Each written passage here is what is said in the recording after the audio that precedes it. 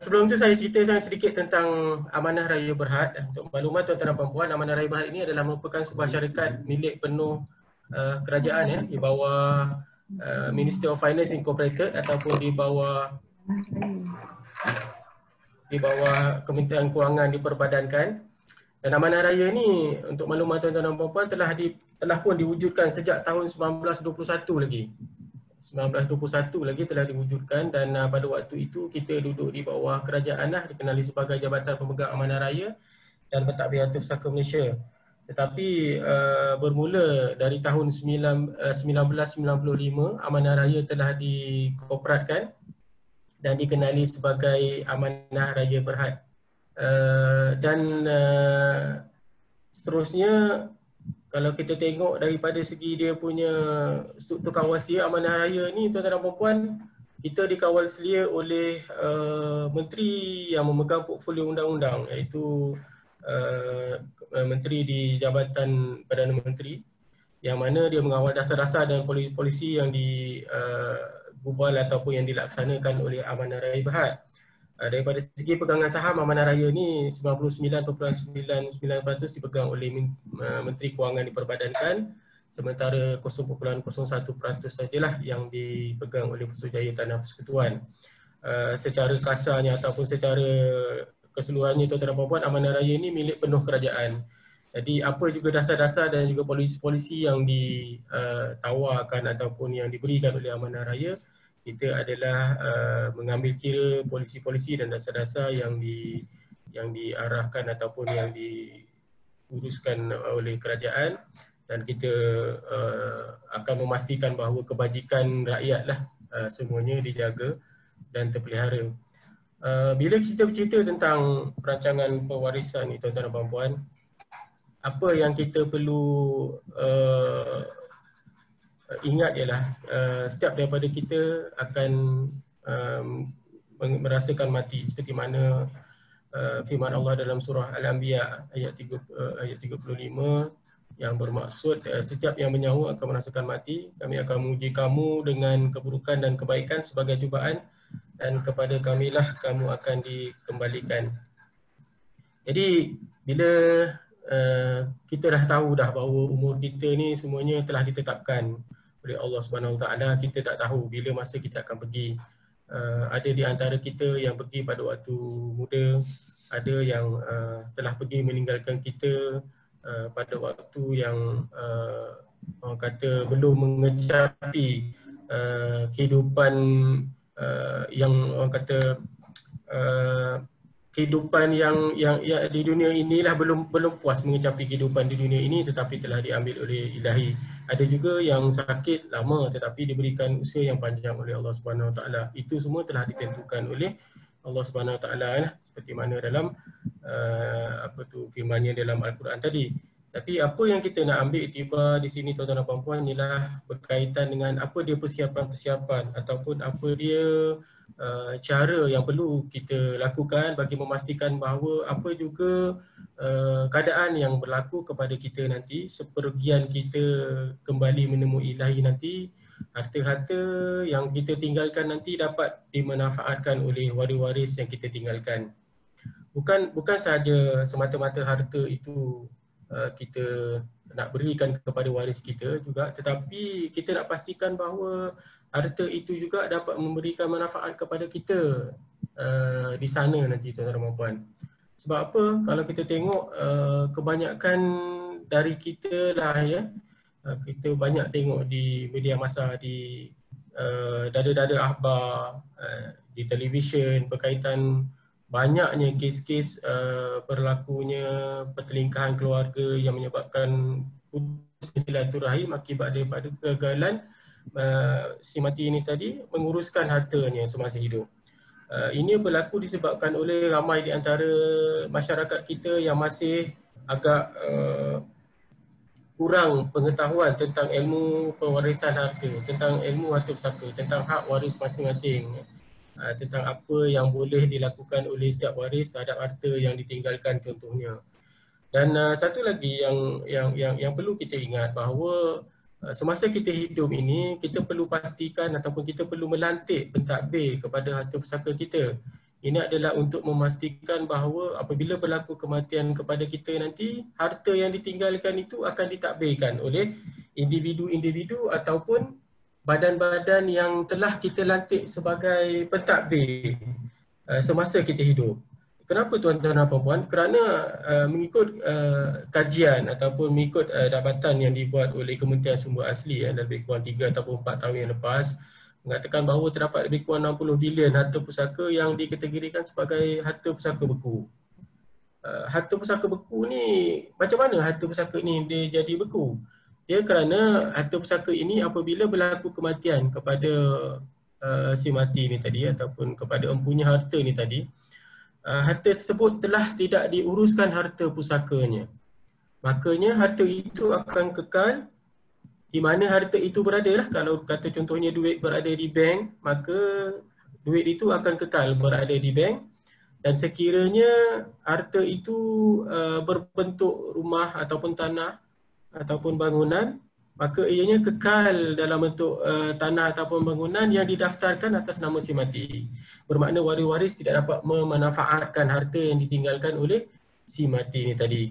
Sebab tu kita kata perlunya perancangan pewarisan ini dibuat semasa hidup supaya untuk memastikan bahawa harta pusaka itu dapat diselesaikan dan kemudian dapat kita agih-agihkan kepada waris-waris kita yang berhak, sama ada mengikut faraid ke, sama ada mengikut persetujuan bersama ke.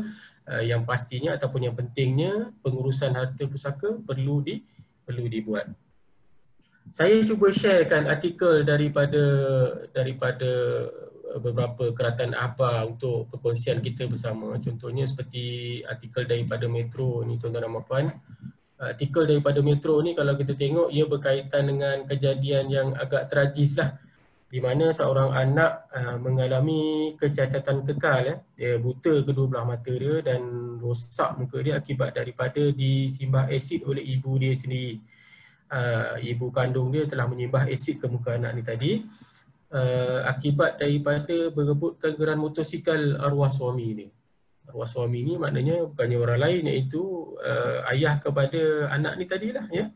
Tapi disebabkan oleh berebutkan geran motor, yang mungkin motornya pun bukanlah motor yang harganya mahal, bukan motor yang motor berkuasa tinggi yang boleh dijual dengan harga yang tinggi, tak, tetapi motor kapcai saja ataupun motor harga mungkin 2,000, 3,000 saja.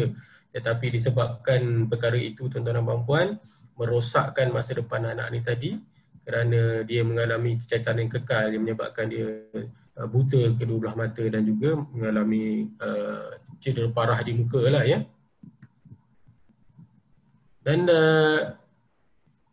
kes-kes yang begini banyak lagi kalau kita nak tengok dekat ataupun yang kita baca ataupun yang kita dengar tuan-tuan dan puan-puan. Antaranya kes melibatkan kematian, pergaduhan adik-beradik yang melibatkan pembunuhan dan sebagainya. Jadi kalau saya nak share dengan tuan-tuan dan puan-puan, memang terlalu banyak artikel-artikel ataupun perkara-perkara yang berkaitan. Cuma apa yang kita nak ambil iktibar daripada perkara-perkara inilah semuanya berkisar tentang masalah ketidakfahaman tentang harta pusaka dan kegagalan si mati ataupun arwah dalam menguruskan harta yang dia perolehi ataupun yang dimiliki semasa dia hidup sehingga menyebabkan pergaduhan dan juga pertikaian di kalangan orang waris. Kita tengok sendiri apa yang dimaksudkan dengan harta pusaka ni. Harta pusaka ni kalau kita ikut daripada segi pengertian umum ialah apa saja harta ataupun apa saja aset dan juga hak yang ditinggalkan oleh si mati yang akan diwarisi oleh waris-waris yang berhak mengikut undang-undang. Jadinya tuan-tuan dan puan, apa juga harta yang kita tinggalkan, rumah, tanah, duit di bank, duit di tabung haji kalau ada, duit di ASB, KWSP dan sebagainya itu, semuanya itu dikategorikan sebagai harta yang boleh kita pusakakan.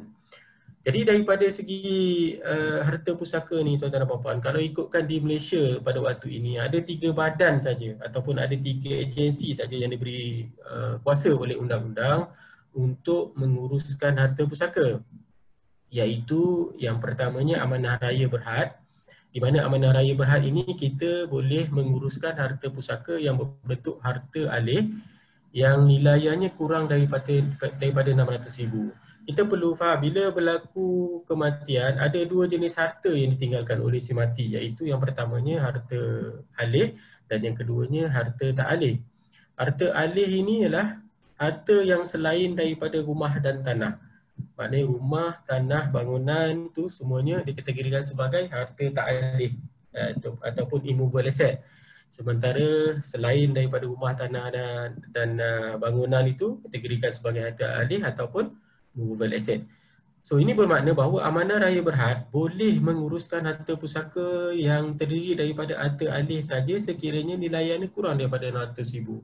Contoh yang paling mudah, sekiranya kita ada duit di tabung haji, kita tidak ada buat penamaan, jumlah duit di tabung haji katalah jumlahnya 50,000, maka waris-waris boleh saja pergi ke Amanah Raya Berhad untuk mendapatkan apa kita panggil surat kuasa mentadbir bagi membolehkan harta tu, duit tabung haji ni tadi dikeluarkan dan seterusnya dibagi-bagikan kepada waris-waris yang berhak. Seterusnya yang kedua ialah pejabat pusaka kecil ataupun kita panggil pejabat tanah.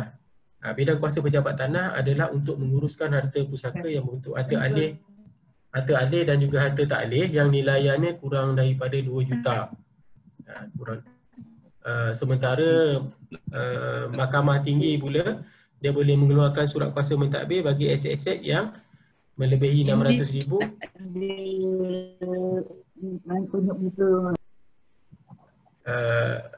Harta pusaka yang melibatkan 600,000 ke atas dan juga harta pusaka yang ada meninggalkan wasiat, maka ianya jatuh di bawah kategori Mahkamah Tinggi.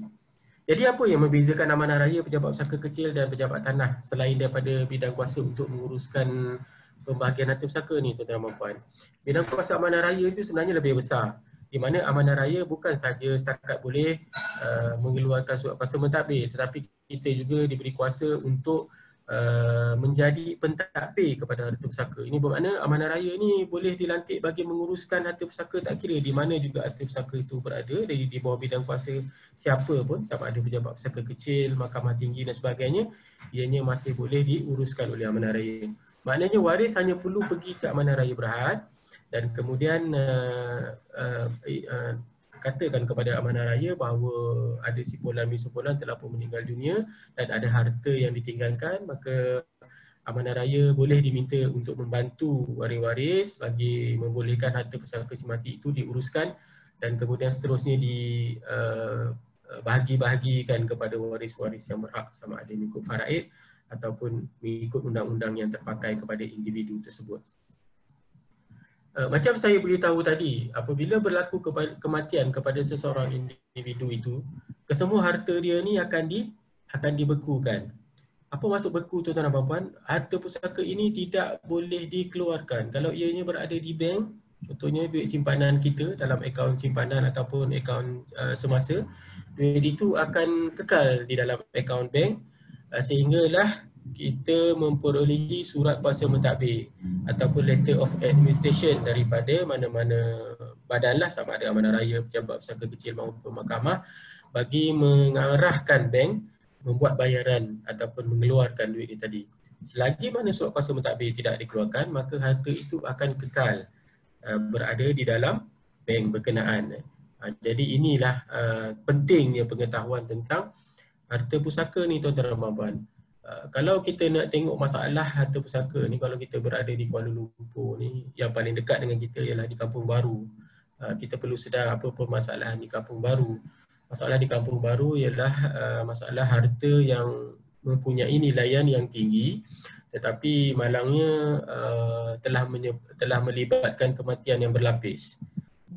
Kematian berlapis ni macam mana, tuan-tuan dan puan? Maknanya apabila berlaku kematian kepada pemilik harta, waris-waris tidak menguruskan harta pusaka si mati ni tadi, dan kemudian berlaku pula kematian kepada waris kepada si mati, seterusnya masih lagi tidak diuruskan harta pusaka, makanya seterusnya berlaku juga kematian kepada waris ni tadi, dan akhirnya berlakulah kematian berlapis, lapis ketiga, lapis keempat dan sebagainya. Bila berlakunya kematian yang berlapis ni, tuan-tuan dan puan, masalah dalam pengurusan harta pusaka ialah untuk menentukan waris-waris yang berhak ke atas harta pusaka, kerana setiap waris yang meninggal akan diwarisi oleh waris dia yang hidup.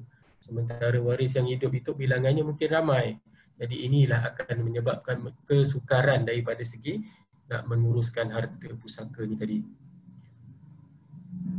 Dalam menguruskan harta pusaka ni ada beberapa perkara yang perlu kita ambil tindakan segeralah. Yang pertamanya belanja untuk menguruskan jenazah seperti belanja mandi, kafan dan kebumi. Ini adalah perkara yang perlu diambil tindakan terlebih dahulu oleh pentadbir sebelum membahagikan harta pusaka.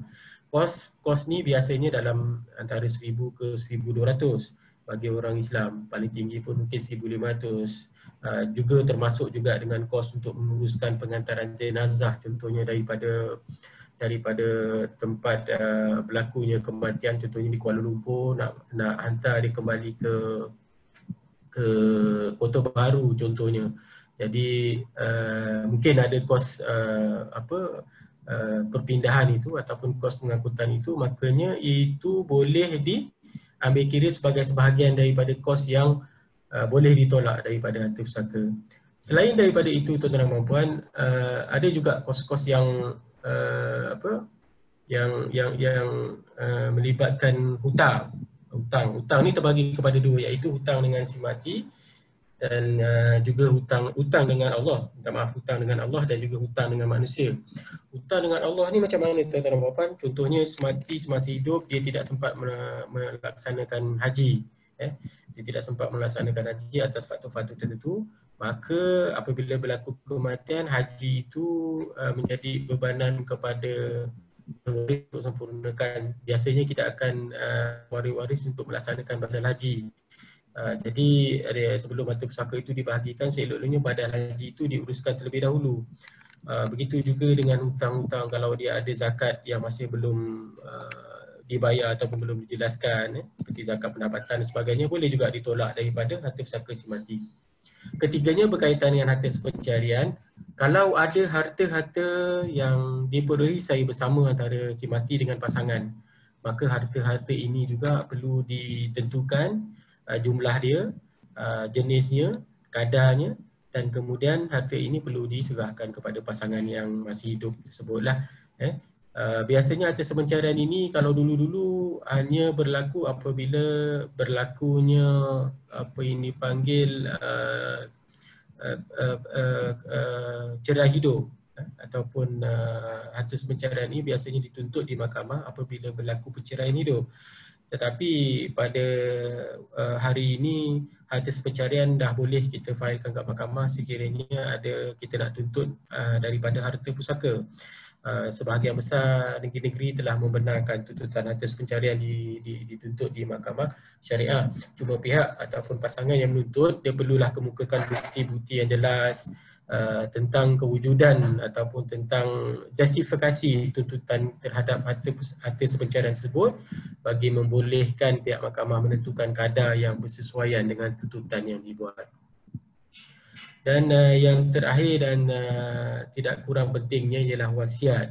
Sekiranya si mati ada wasiat, maka wasiat ini perlu juga diuruskan terlebih dahulu ataupun perlu juga diselesaikan terlebih dahulu sebelum harta pusaka dibahagikan kepada waris-waris. Yang ini saya akan bincangkan ataupun saya akan terangkan sedikit dalam slide saya yang seterusnya.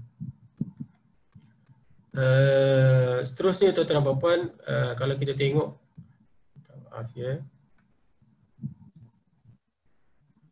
satu kes sebagai rujukan sajalah, sebagai makluman kepada tuan-tuan dan puan, satu kes yang berlaku di Kampung Baru di mana Amanah Raya telah diminta untuk menguruskan harta pusaka ini. Di Kampung Baru ini kita ada lebih kurang 9 orang waris, yang mana di Kampung Baru ini si mati meninggalkan 9 orang waris, terdiri daripada 4 anak lelaki dan 5 anak perempuan.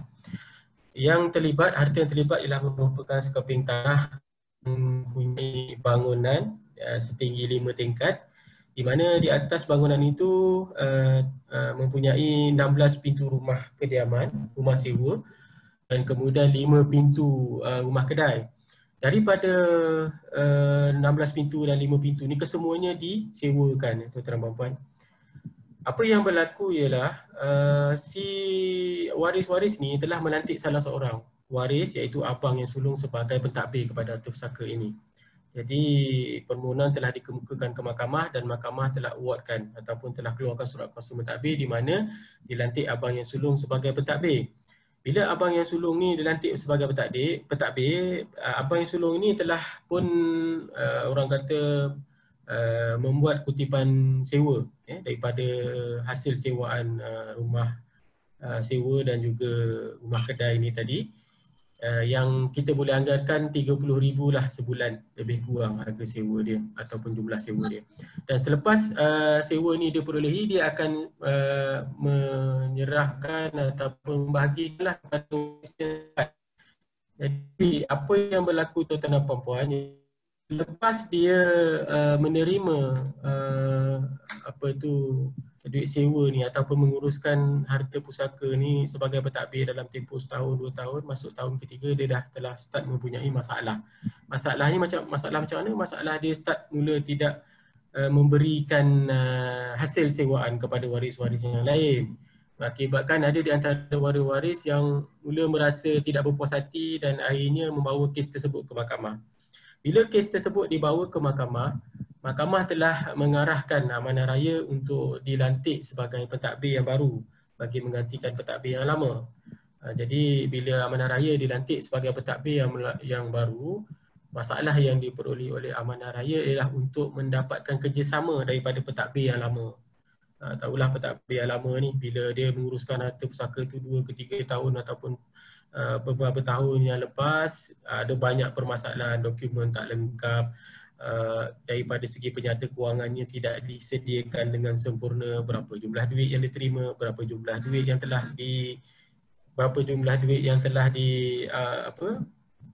yang telah dikeluarkan ataupun yang telah diberikan kepada waris-waris dan sebagainya, mengakibatkan kesukaran untuk amanah raya menguruskan ataupun meneruskan pentadbiran tersangka itu.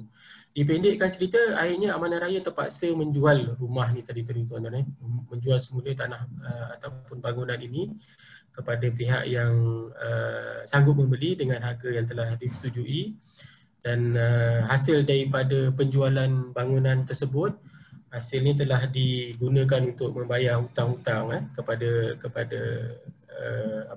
harta pusaka ni tadi, dan kemudian dibahagikan semula kepada waris-waris ikut faraid. Isu yang saya cuba gambarkan kepada tuan-tuan dan puan-puan pada ini untuk jadi iktibar kepada kita lah, yang pertamanya daripada segi perlantikan pentadbir. Bila kita nak lantik pentadbir kepada harta pusaka, kita kena pastikan bahawa pentadbir itu benar-benar boleh dipercayai, tidak ada kepentingan peribadi dan kemudian mempunyai pengetahuan ataupun mempunyai pengalaman yang luas dalam menguruskan harta pusaka. Apabila dia tidak berpengalaman dan kemudian dia ada mempunyai kepentingan peribadi, maka kebiasaannya kepentingan peribadi itu akan mendahului kepentingan waris-waris yang lain, dan itu biasa berlaku seperti berlaku dalam kes ini. Yang keduanya, untuk makluman tuan-tuan dan puan-puan, tanah ataupun bangunan ini dimiliki oleh si mati yang merupakan ibu kepada waris-waris. Ibu ini semasa hidup dia bermula dengan menjual hasil kampung secara kecil-kecilan di pasar di Kampung Baru tu, di Pasar Cokit, bersusah payah daripada bawah untuk dia berjaya, dan akhirnya dia mampu berkat kesabaran dia, berkat usaha dia, dia mampu untuk mendapatkan sebidang tanah di Kampung Baru dan seterusnya membeli bangunan, mendirikan bangunan 5 tingkat tersebutlah. Jadi apa yang kita nak bincangkan dengan tuan-tuan dan puan-puan ini ialah bagaimana hasil titik peluh ibu kita yang susah ataupun yang berusaha untuk dapatkan harta tersebut semasa dia hidup, akhirnya hilang begitu saja, terpaksa dijual oleh waris-waris akibat daripada hubungan yang tidak baik di antara waris, antara satu sama lain, yang mengakibatkan harta itu tidak dapat dimanfaatkan oleh waris-waris. Waris-waris hanya dapat akhirnya harta yang jual, hasil jualan daripada tanah tersebutlah, daripada bangunan tersebut. Tetapi bangunan tersebut tidak boleh diwariskan kepada waris-waris yang seterusnya untuk terus dinikmati oleh waris-waris yang lain. Jadi ini adalah sesuatu perkara yang amat menyedihkanlah kepada kita, tuan-tuan. Kita tak nak perkara ini berlaku juga kepada waris-waris kita. Sebab tu kita kata perlunya perancangan dalam menguruskan harta pusaka kita. Dalam pembahagian harta pusaka ini biasanya kalau untuk orang Islam kita akan menggunakan pakai hukum faraid lah. Dalam Islam kita dah tentukan bahagian orang Islam berapa untuk anak lelaki, untuk anak perempuan, untuk pasangan dan sebagainya. Sementara untuk non-Muslim kita akan menggunakan pakai akta pembahagian. Walaupun ada kedua-duanya akta ini ataupun kaedah ini, tetapi kita juga masih pakai pemuafakatan keluarga ataupun persetujuan keluarga yang kita panggil takarruj. Takarruj ini ialah di mana waris-waris bersetuju untuk bagaimana harta itu nak dibahagikan, sama dia nak dibagi secara sama rata ataupun kita nak tolak bahagian kepada waris-waris yang lain. Secara kasarnya untuk orang Islam kalau berlaku kematian kepada pasangan, bahagian yang dimiliki oleh ataupun yang diwarisi oleh ibu dan bapa si mati sekiranya mereka masih hidup ialah 1/6. Sementara pasangan, isteri akan dapat 1/8, suami akan dapat 1/4 dan akan ada bahagian anak-anak untuk bagi inilah ya. Jadi ini gambaran kasar sajalah. Kita tengok kadar-kadar itu akan berubah bergantung kepada siapa dia waris-waris yang tinggalkan. Kalau ada waris-waris yang ditinggalkan itu hanya anak-anak perempuan saja, anak lelaki tak ada dan ibu bapa tak ada, kemungkinan besar harta pusaka itu boleh berpindah ataupun pergi kepada adik-beradik si mati. Untuk non-Muslim, kalau kita tengok atau pembahagian 1958 ni, kalau sekiranya si mati meninggalkan waris yang berupa anak dan pasangan dan ibu bapa. Anak-anak, pasangan dan ibu bapa, anak-anak dia akan dapat setengah bahagian, ibu bapa masing-masing dapat 1/8, sementara pasangan dapat 1/4. Tetapi sekiranya si mati meninggalkan waris yang berupa anak-anak dan pasangan saja atau anak-anak dan ibu bapa saja, maka pasangan dan ibu bapa akan dapat 1/3, selebihnya akan dapat ke anak, iaitu sebanyak 2/3. Ini saya nak sharekan artikel dengan tuan-tuan perempuan juga, satu kes di Pasir Putih, Kelantan melibatkan satu ahli keluarga, abang dan adik, di mana adik menginap ataupun tinggal di dalam rumah pusaka yang diwarisi daripada harta pusaka ibu bapa mereka. Sementara abang dia duduk ke tempat lain lah. Tapi akibat daripada pergaduhan dan mungkin tidak puas hati kerana adik yang duduk dekat rumah pusaka itu, maka akhirnya si abang telah bertindak merobohkan sebahagian, setengah lah senang cerita, daripada dapur tu ke bilik air belakang dirobohkan. Dan kemudian yang tinggalkan hanya di ruangan depan dan ruang tamu. Ini berlaku akibat daripada perebutan harta atau mungkin perselisihan keluarga lah yang menyebabkan kejadian ini berlaku. Jadi tuan-tuan dan puan-puan, bila kita cerita tentang harta pusaka ataupun bila kita cerita tentang perancangan harta ini, ada beberapa instrumen ataupun ada beberapa kaedah yang kita boleh gunakan dalam menguruskan harta pusaka. Kaedah yang biasa kita dengar ialah berkaitan dengan wasiat. Wasiat ini tuan-tuan dan puan-puan, apa yang kita faham tentang wasiat? Wasiat adalah merupakan satu dokumen yang mengandungi arahan-arahan kepada wasi, iaitu kepada pentadbir, tentang bagaimana harta pusaka si mati itu hendak diuruskan ataupun nak dibagikan. Dan kemudian dalam wasiat juga mengandungi pesanan-pesanan ataupun arahan-arahan daripada si mati kepada pentadbir ataupun kepada anak lah. Jadi wasiat ini penting yang pertamanya kerana kita perlu melantik pentadbir kepada harta pusaka kita. Sebab itulah kadang-kadang kita dengar orang kata wasiat ini tak laku ataupun wasiat ini untuk orang Islam tak boleh dibuat sebab kita dah ada faraid ataupun kita dah ada kaedah pembagian secara Islam. Tetapi itu tidak benar kerana wasiat, melalui wasiatlah kita boleh lantik pentadbir semasa kita hidup bagi memastikan harta kita itu dapat diuruskan dengan sempurna untuk mengelakkan daripada harta pusaka kita beku. Jadi bila kita nak lantik pentadbir, kita kena lantik pentadbir yang berkemampuan, yang berkredibiliti lah, yang tidak ada apa-apa kepentingan dalam harta pusaka tersebut, seperti amanah raya contohnya. Jadi untuk kita memastikan harta pusaka itu dapat diuruskan dan kemudian hasrat kita seperti mana dalam wasiat itu dapat dilaksanakan. Kalau kita tengok daripada segi wasiat ni tuan-tuan dan puan, dia ada beberapa tujuan ataupun objektif wasiat itu dibuat. Antara objektif tu yang pertamanya lah untuk pengisytiharan awal, untuk declaration ataupun untuk memaklumkan kepada waris-waris. Yang pertamanya contohnya harta-harta yang kita tinggalkan. Apa dia harta-harta yang kita tinggalkan, dekat mana kedudukan harta itu, jenis-jenis harta itu. Sebab biasanya kalau berlaku kematian kepada seseorang individu itu, biasanya waris dia tak tahu macam mana nak kumpulkan harta-harta yang terlibat ataupun bukti-bukti kewujudan harta tersebut. Kadang-kadang ada dokumen yang disimpan di rumah, kadang-kadang ada dokumen yang disimpan di bank, dekat safe deposit box contohnya, ataupun ada yang disimpan dekat pejabat.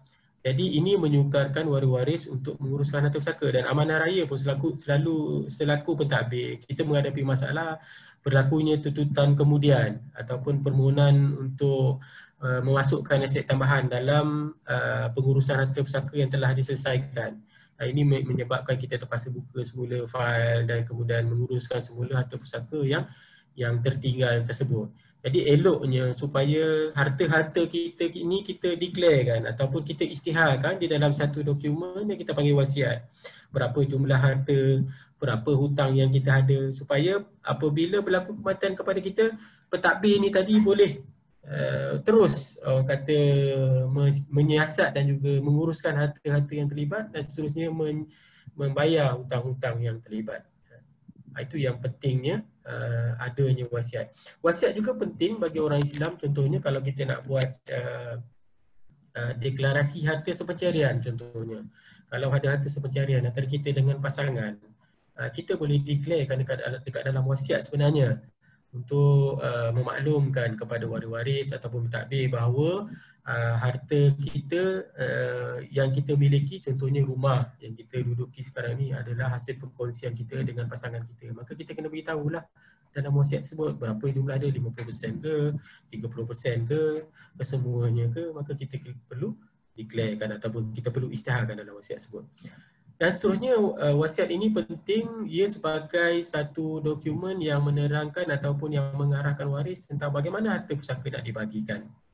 Sebab dalam menentukan pembahagian harta pusaka ni, dia ada beberapa kaedah. Selain daripada kaedah faraid, kita juga boleh membuat pembahagian secara sama rata. Atau mungkin si mati mempunyai banyak harta, jadi dia telah menentukan harta yang tertentu itu nak diserahkan kepada siapa. Ini semua boleh dibuat ataupun boleh dilakukan melalui wasiat ni tadi, melalui peruntukan-peruntukan ataupun terma-terma yang boleh dimasukkan dalam wasiat semasa mereka membuat wasiat mereka ataupun semasa mereka menulis wasiat mereka. Jadi itu menjadikan panduan kepada pihak pentadbir dan juga pihak waris dalam menguruskan harta pusaka semati.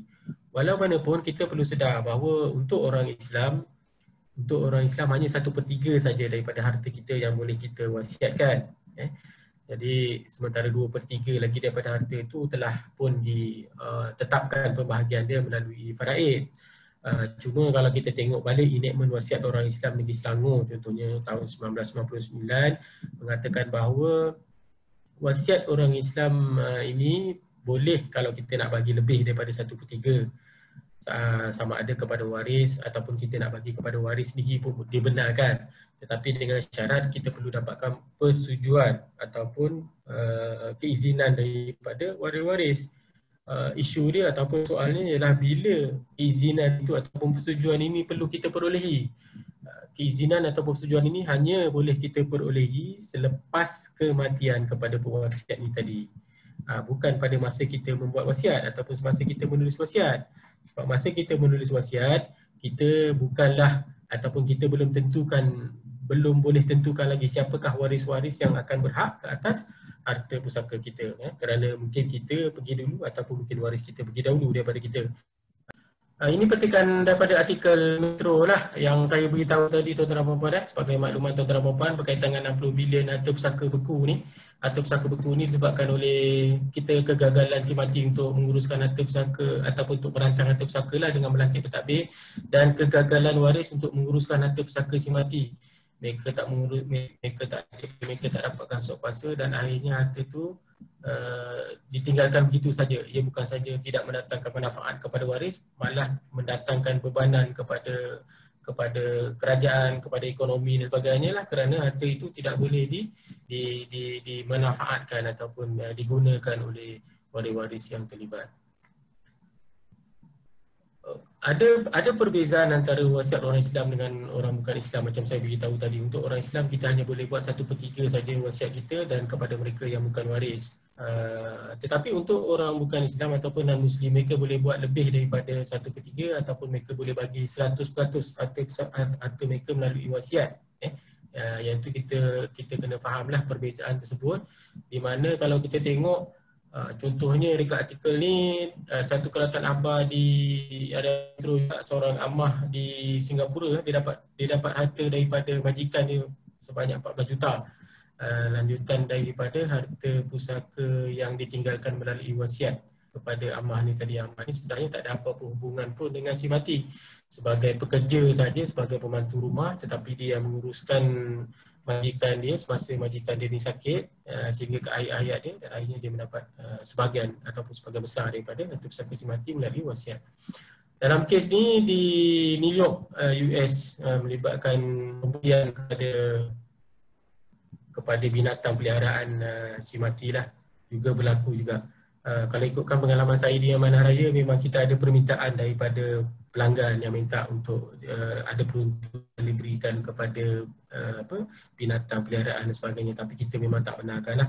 Kalau ada permintaan tu, kita minta supaya sumbangan itu diserahkan kepada pusat jagaan binatang dan sebagainya.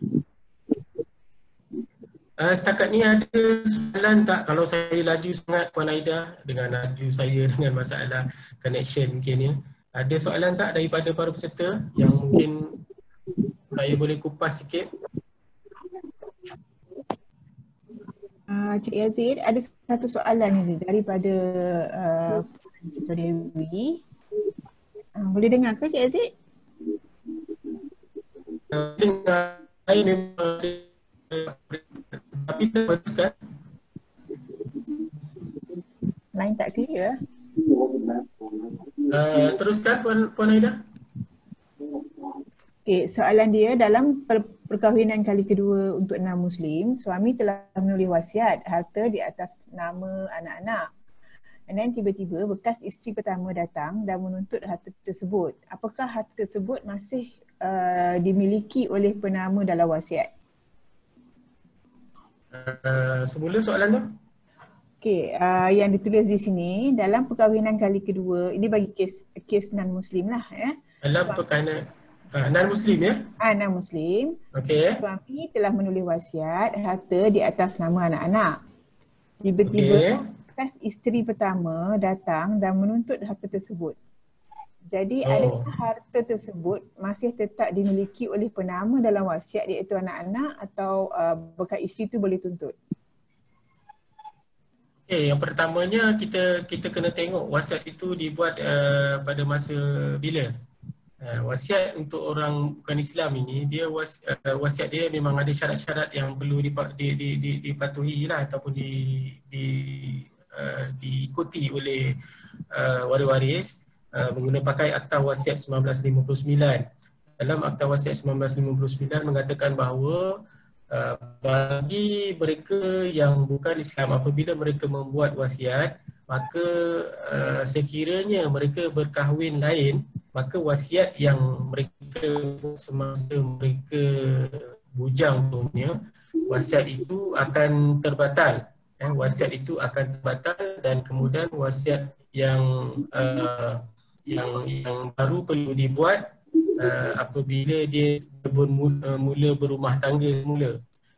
Tetapi dalam kes ini kita perlu tahu sama ada pewasiat ini dia buat wasiat selepas dia berkahwin ataupun sebelum perkahwinan tersebut. Kalau wasiat tersebut dibuat selepas dia berkahwin, dia bagi harta dia kepada anak-anak dia daripada perkahwinan yang pertama, maka anak-anak yang dalam perkahwinan pertama tadi sepatutnya masih lagi lah layak untuk menerima harta pusaka tersebut daripada wasiat tersebut. Tetapi sekiranya harta pusaka ataupun wasiat tersebut dibuat sebelum daripada perkahwinan tersebut, menandakan bahawa wasiat itu kemungkinan besar pun terbatal.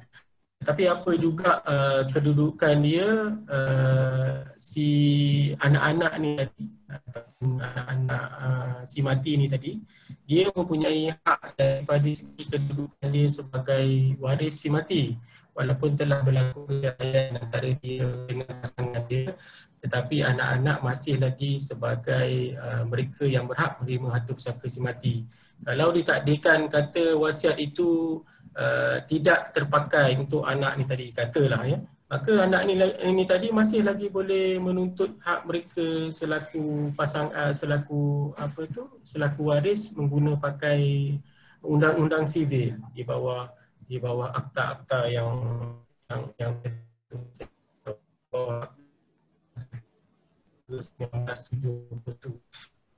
rujuk kepada puan mereka tahulah macam mana cara nak menguruskannya.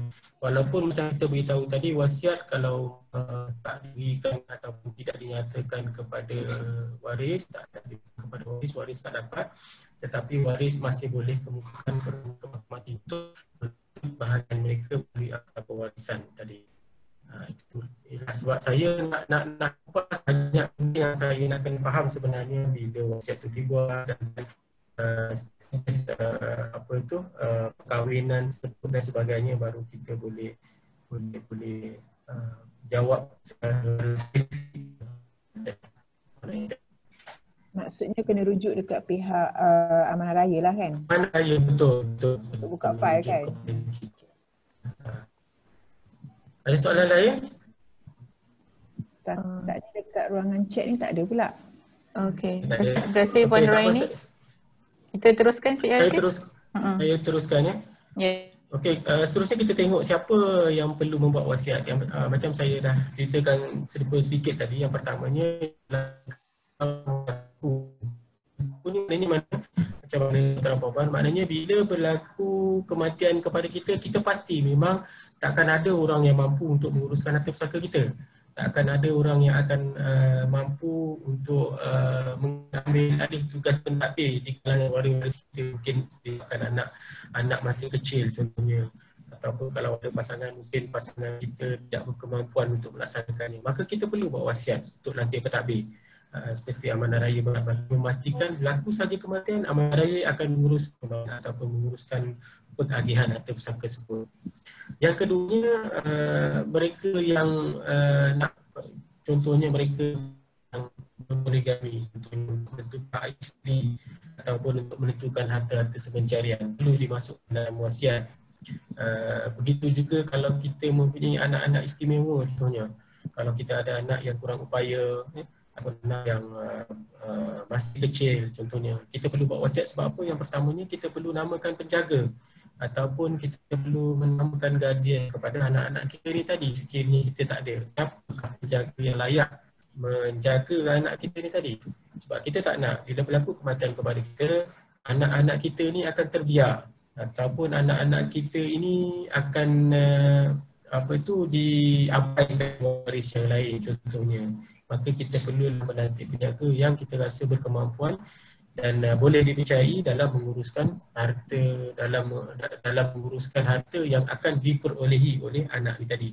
Sebab anak istimewa ataupun anak yang bawah umur 18 tahun, bila berlaku kematian, kesemua harta dia ataupun kesemua bahagian harta pusaka dia akan dipindahkan ke Amanah Raya Berhad sebagai pemegang amanah.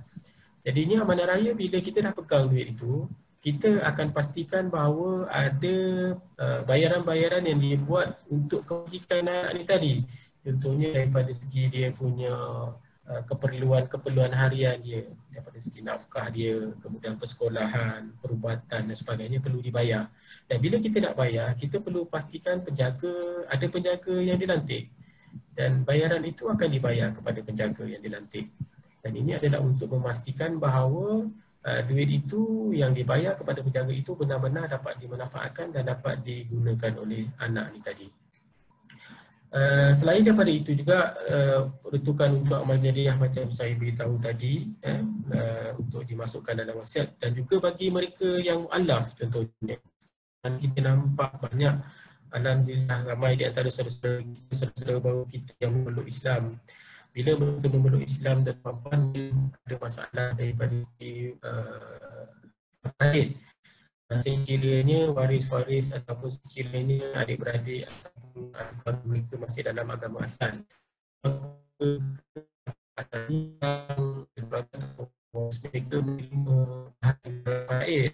Dalam Islam, harta pusaka hanya boleh diwarisi dan diwarisi oleh orang Islam, dia tidak boleh diwarisi oleh non-Muslim, dan itulah sebaliknya. Jadi sekarang ni kita kena pastikan bahawa untuk memastikan hubungan silaturahim itu terpelihara, maka mu'allaf ni tadi ataupun tetamu kita ni tadi boleh merupakan di dalam wasiat dengan menamakan individu-individu tersebut, sama ada ibu bapa dia ataupun pasangan ataupun anak-anak dia masih dalam masa itu untuk memiliki bahagian daripada harta di dalam harta pusaka semati ini tadilah. So kalau dia tengok masalah tanpa wasiat ni memang banyak lah, macam saya melibatkan persoalan harta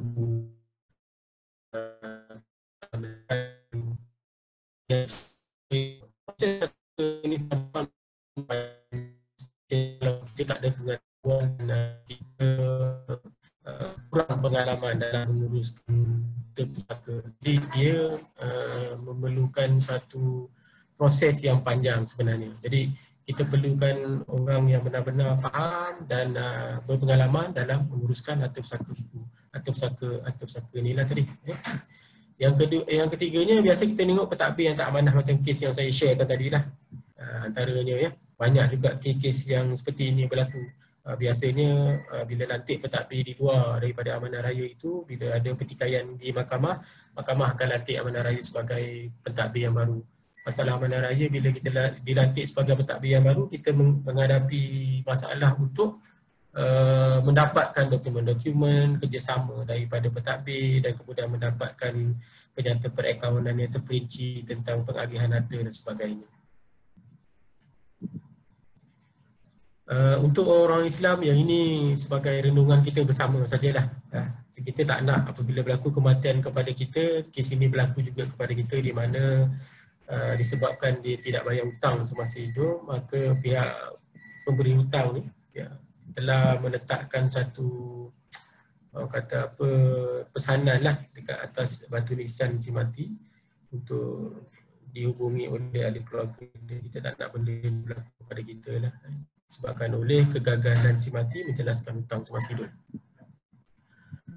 Okey, di antara perkara juga yang selalu kita lupakan ataupun yang penting yang perlu kita masukkan dalam wasiat selain daripada pelantikan pentadbir dan juga pengurusan ataupun pengagihan atau pusaka, sebenarnya apa yang kita perlu masukkan ialah pesanan-pesanan tuan-tuan dan puan-puan.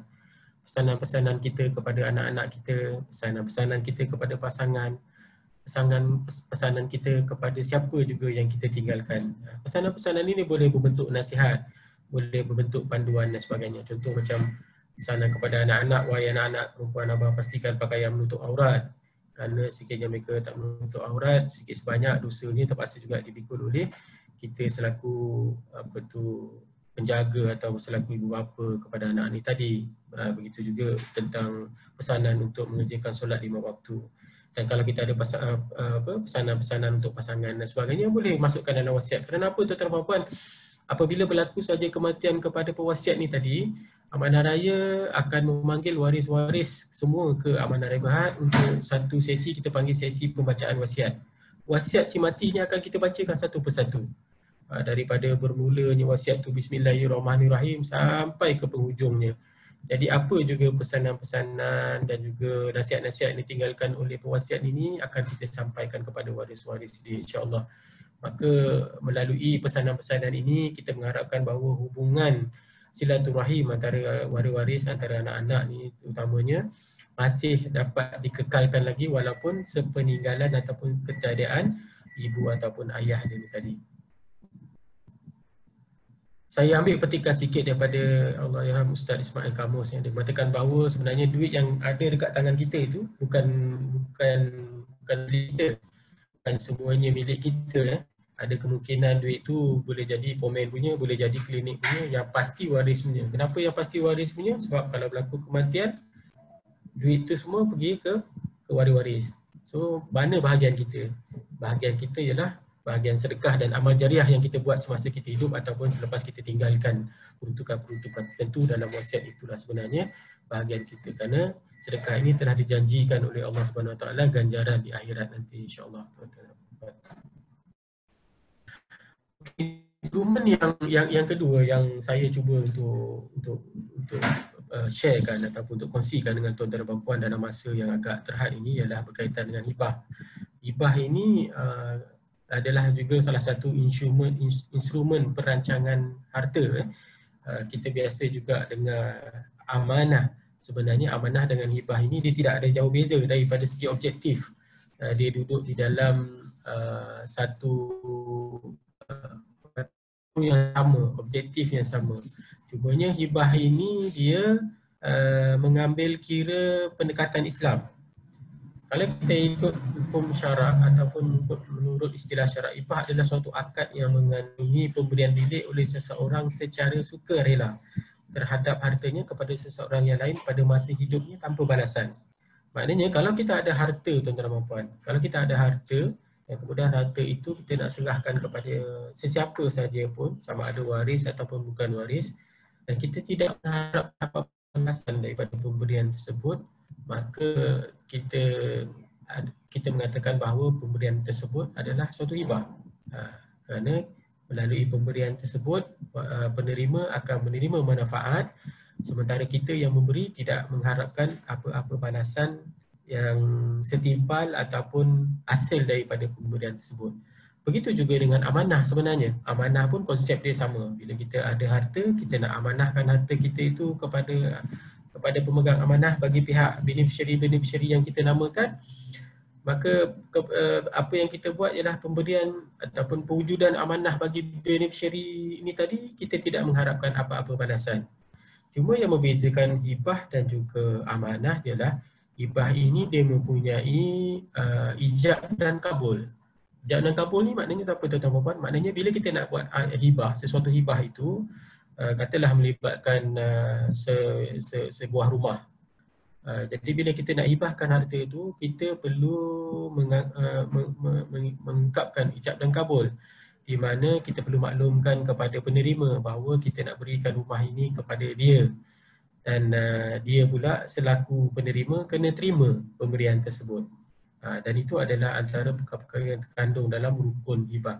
Berbanding dengan amanah, kalau buat amanah, kita boleh buat saja amanah dekat amanah raya. Contohnya, kita mengamanahkan rumah kita kepada anak kita, tapi amanah tu kita buat tanpa memaklumkan kepada anak kita. Bila berlaku kematian, kita kata dekat amanah raya, bila berlaku kematian tak ada kewajipan kepada kita untuk memaklumkan kepada penerima. Tetapi untuk hibah ini, kita perlu memaklumkan kepada penerima.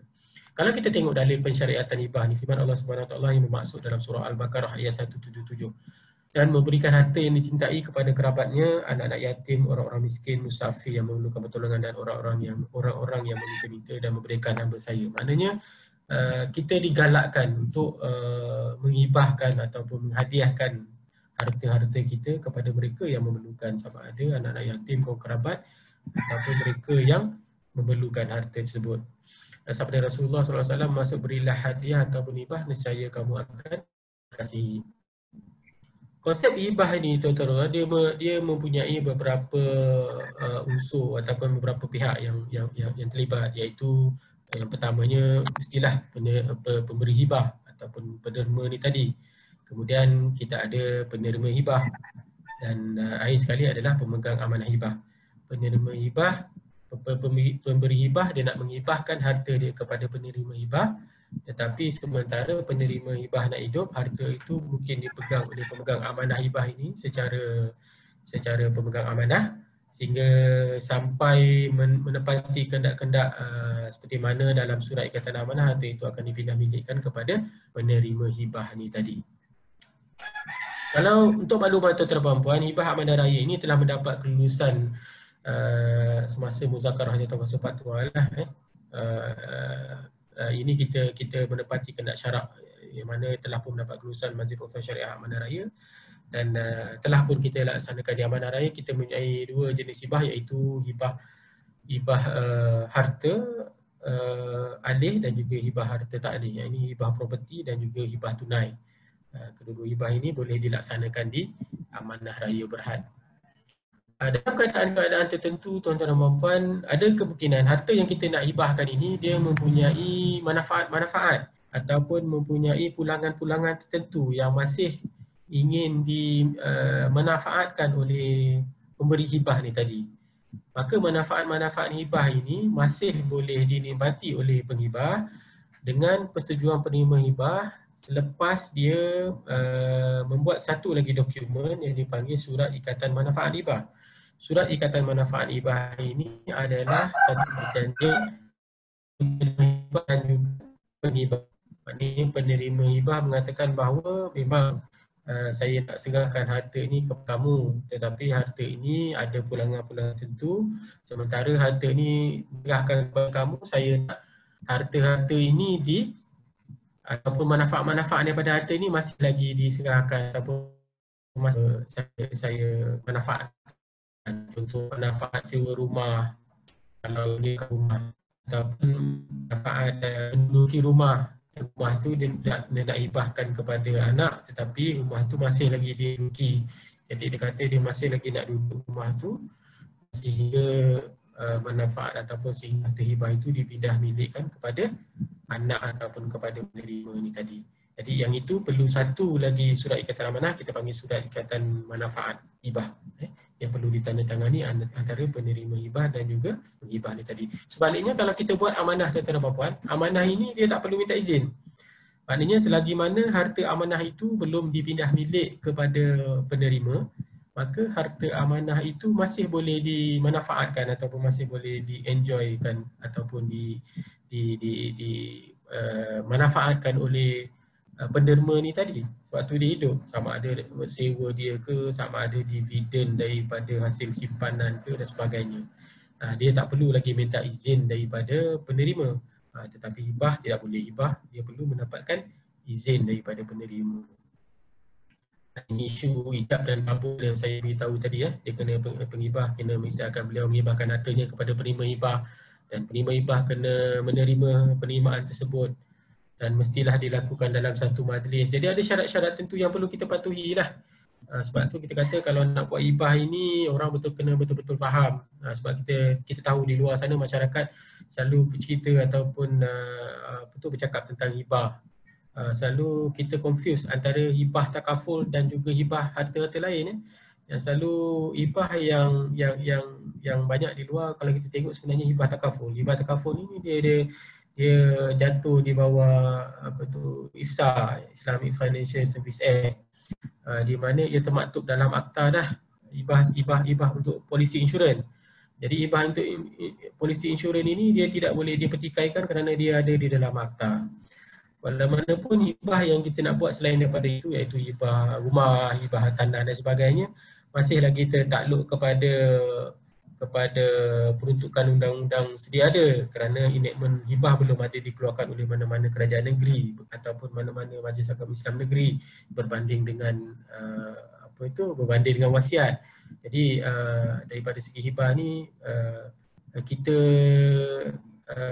daripada segi pelaksanaannya sekiranya dicabar, contohnya kalau ada melibatkan kes-kes di mahkamah, sekiranya dicabar, ianya tertakluk kepada bidang kuasa mahkamah lah untuk menentukan sama ada hibah itu boleh dilaksanakan ataupun tidak boleh dilaksanakan ataupun sebagainya, kerana ianya tidak ada satu peruntukan yang khusus di dalam enactment kerajaan negeri contohnya. Bagi hibah yang dilaksanakan selain daripada bapa, ibu dan kepada anak-anak ataupun datuk, nenek kepada cucu, contohnya pemberian antara suami kepada isteri, ataupun pemberian hibah di antara adik-beradik, ataupun pemberian kepada anak angkat, bapa saudara, mak saudara dan lain-lain. Kalau kita ikutkan, hibah-hibah yang berbentuk pemberian-pemberian suami isteri, adik-beradik, anak angkat sebagainya ni tidak boleh dibatalkan.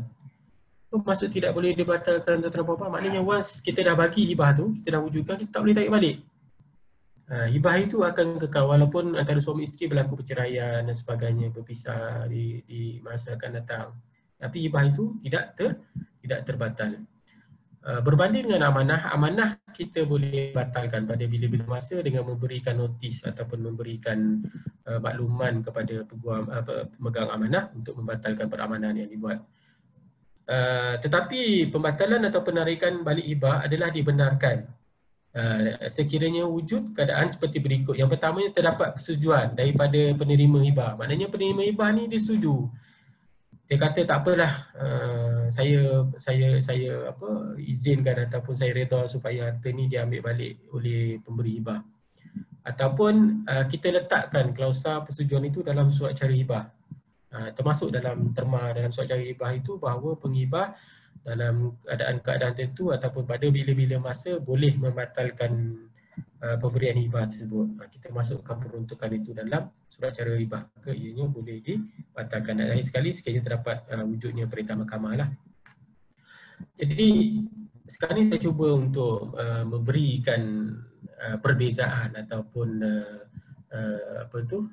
antara wasiat dan hibah ini, bagaimana untuk lebih kita jelas apa dia kelebihan ataupun apa dia kekurangan sesuatu instrumen tu. Kalau kita tengok tuan-tuan dan puan-puan, wasiat, pindah milik harta kepada penerima wasiat ini akan dibuat selepas kematian. Maksudnya wasiat ini pelaksanaan dia adalah mengikut pengurusan harta pusaka. Dia akan melalui pengurusan harta pusaka biasa, cuma berwasiat. Maknanya harta itu hanya akan dimiliki oleh penerima selepas proses pengurusan ataupun pentadbiran harta pusaka secara wasiat itu dilaksanakan oleh waris-waris ataupun oleh pentadbir. Sebaliknya hibah ini, pindah milik harta ini boleh dibuat semasa hidup, semasa penghibah hidup, tak perlu tunggu kematian, tak perlu melalui proses harta pusaka. Apabila surat cara amanah hibah telah ditandatangani antara penerima hibah dan juga penghibah ni tadi, maka dia punya pemberian itu telah pun berkuat kuasa ataupun telah pun berjalan. Keduanya, kalau kita tengok wasiat ini, kita hanya boleh wasiatkan kepada harta-harta yang kita wasiatkan kepada semua harta-harta kita, sama ada ianya dalam keadaan berhutang, ada gadaian ataupun setara. Maksudnya dalam puan, kalau kita ada rumah yang masih dalam hutang bank ataupun kita mortgagekan dekat bank, ataupun ada caveat dimasukkan oleh pihak-pihak tertentu disebabkan oleh apa-apa faktor pun, tetapi harta ini masih kita boleh wasiatkan, kita boleh masukkan dalam wasiat.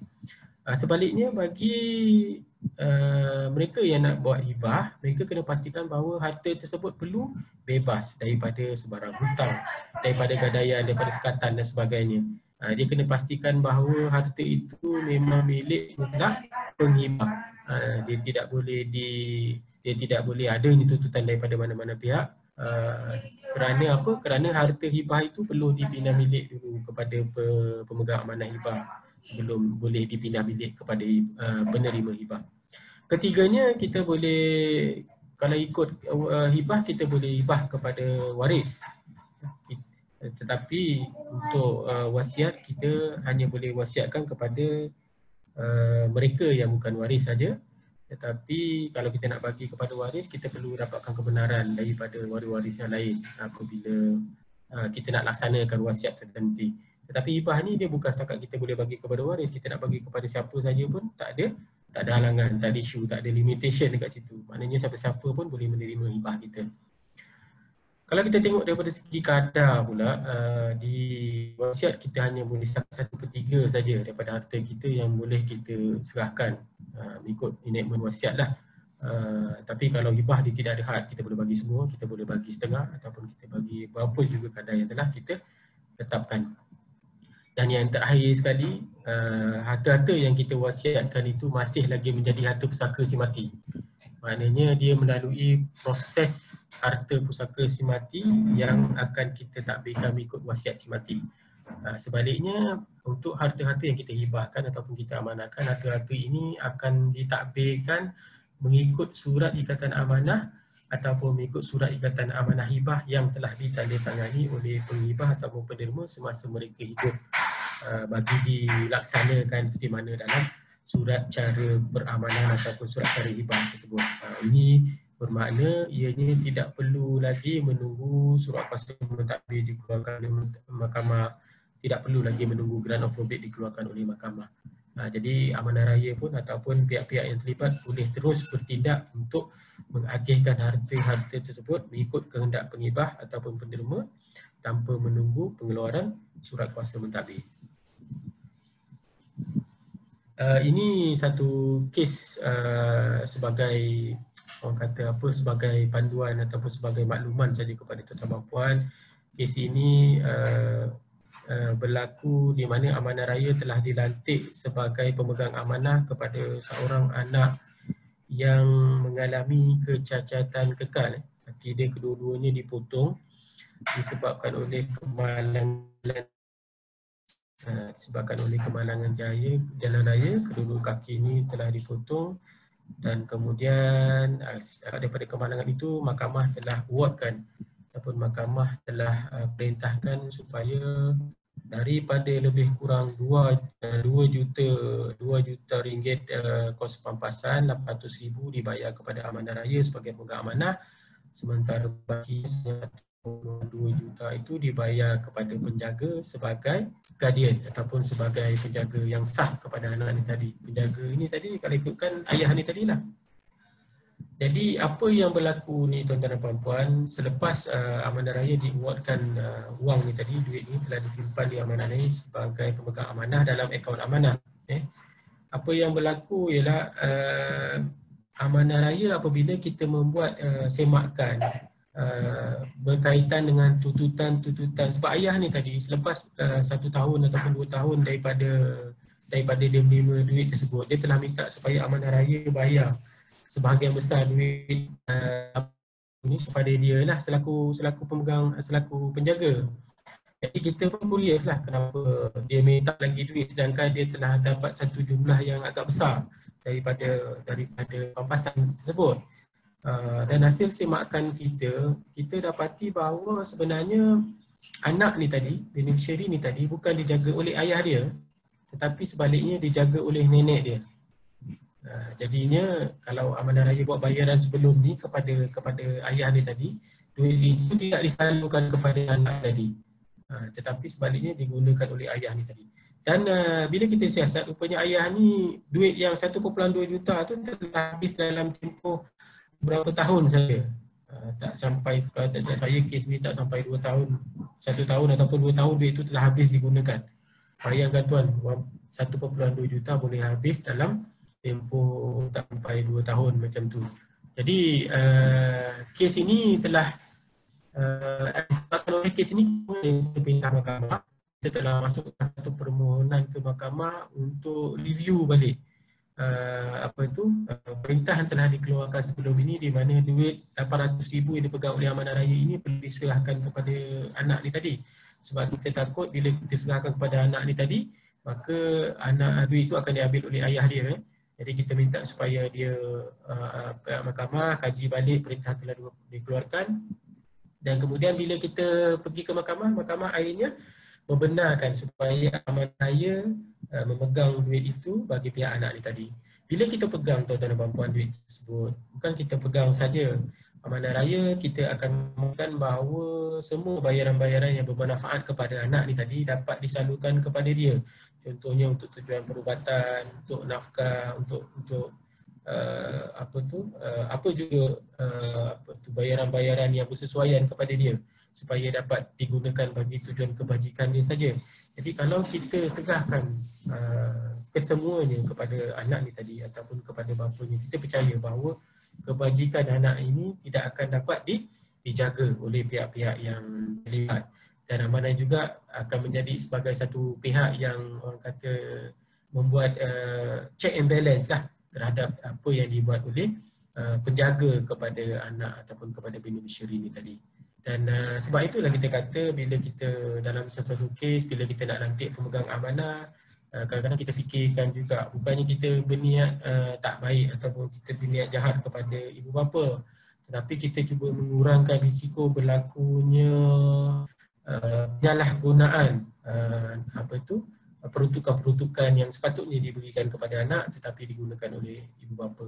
Dan sebagai pengalaman saya juga sebagai seorang pengurus di Selangor dulu, saya pun ada mengalami masalah yang sama, di mana apabila amanah raya Berhad diberikan peruntukan pada waktu itu untuk memberikan sejumlah wang daripada akibat daripada kemenangan jalan raya melibatkan seorang anak bawah umur. Apabila duit disalurkan kepada amanah raya Berhad, sebulan lepas itu kedua ibu bapa datang ke amanah raya untuk mengeluarkan duit bagi membolehkan mereka membeli kenderaan.